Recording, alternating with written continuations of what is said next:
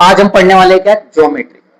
तो ज्योमेट्री पढ़ने वाले, तो ज्योमेट्री के बारे में आज हम सीखेंगे।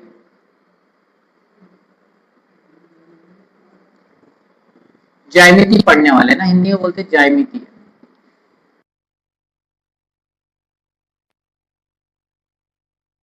होगा सबसे पहले ज्योमेट्री में क्या क्या पढ़ा जाता है आपको पता होगा। तो देखो, आपको सबसे पहले तो अपन इसको ना डिवाइड कर लेते चैप्टर को, तो हमको क्या क्या पढ़ना है ना। आपने सुना होगा, एक तो सुना होगा बिंदु। बिंदु क्या होता है ना, मतलब पॉइंट क्या होता है। रेखा क्या होती है आपकी, वो समझेंगे हम लोग। रेखा क्या होती है, कितने प्रकार की रेखाएं होती है आपकी, है ना। अलग अलग क्या होते हैं आपकी, कोण, एंगल्स क्या क्या होते हैं, है ना। अलग अलग आपने सुना होगा, न्यून कोण सुना होगा, समकोण सुना होगा ना। इस प्रकार से अलग अलग प्रकार के हम कोण पढ़ेंगे।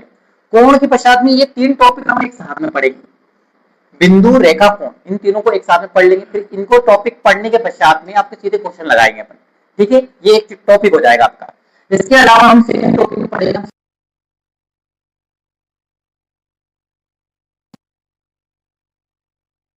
है ना। है ना, समकोण, समबाहु त्रिभुज। इस प्रकार से अलग अलग त्रिभुज होते वो पढ़ेंगे हम लोग।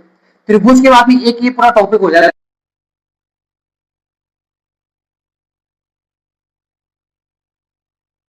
बहुत तरीके से, बेहतर तरीके से ना। परिमाप क्या होता है आपका, उसके बाद में क्षेत्रफल कैसे निकालते, सारी चीजें व्रत के अंदर जो भी आता है।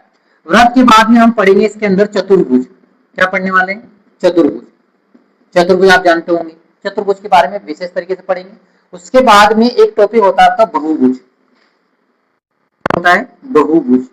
बहुभुज का मतलब होता है, चतुर्भुज में चार भुजाएं होती है, बहुभुज में बहुत सारी, जैसे पंचभुज हो गया आपका, षष्टभुज हो गया, अष्टभुज हो गया, है ना। तो इस प्रकार से हम अलग अलग तरीके से इसको चैप्टर को कवर करेंगे, ठीक है। और सबसे पहले हम पढ़ने वाले नॉर्मल सी बेसिक जानकारी ज्योमेट्री के बारे में, और वो है आपका बिंदु। अब मुझे आप बताओगे कि बिंदु के बारे में आप क्या जानते हो, बता सकते हो क्या होता है बिंदु। अरे बिंदु क्या होता है, पॉइंट क्या होता है, आइडिया कोई। ये सर बिंदु ऐसा होता है, क्या ये बिंदु है क्या, अरे ये बना रखा है क्या, बिंदु है।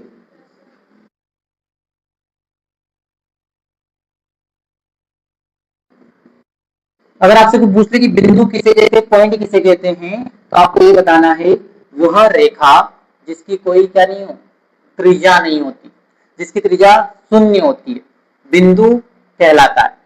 वह रेखा जिसकी त्रिज्या क्या रहती है आपकी, शून्य। तो क्या लिख सकते हो, बिंदु की रेखा, वह रेखा, वह रेखा जिसकी त्रिज्या क्या रहती है आपकी, शून्य होती है, शून्य होती है, बिंदु कहलाता है। शून्य होती है, बिंदु कहलाता है। मतलब बिंदु का कोई त्रिज्या नहीं होती। और त्रिज्या नहीं रहेगी तो उसकी ना लंबाई रहेगी, ना ही उसकी मोटाई रहेगी, मतलब चौड़ाई रहेगी, ना ही उसकी लेंथ रहेगी, ना ही उसकी हाइट रहेगी, ना ही उसकी चौड़ाई रहेगी, मतलब मोटाई रहेगी। तो वह रेखा जिसकी त्रिज्या शून्य होती है, बिंदु कहलाता है ना। क्या कहलाता है, बिंदु कहलाता है। देखिए, अब मुझे बताओ, ये बिंदु की कोई त्रिज्या होती है, त्रिज्या समझते हो। जैसे कि त्रिज्या किसी भी चीज की होती है, जैसे कि आपने ये सर्कल खींचा, तो ये क्या होती है, इसको बोलते त्रिज्या, इसको बोलते त्रिज्या, इसको भी क्या बोलेंगे, त्रिज्या। अगर इसको हम पूरे को ऐड कर दो तो इसको क्या कहते हैं अपन, व्यास कहते हैं, डायमीटर कहते हैं। क्या कहते हैं, व्यास कहते हैं, डायमीटर। प्रधि इसको बोलते हैं, पूरे सर्कल को पूरा घेरने वाला दिख रहा है ये बाउंड्री, इसको बोलते हैं प्रधि, और इसको बोलते हैं परिधि, ठीक है। और अगर मैं इसका पूरे का जो निकालता हूँ बीच का, ये पूरी लिखा नहीं, ये क्या है आपका एरिया है, इसका क्षेत्रफल है। तो क्षेत्रफल क्या है इसकी, आपको यहाँ पे इस पॉइंट के में आप त्रिज्या बना सकते हो क्या, ऐसे करके, नहीं है ना।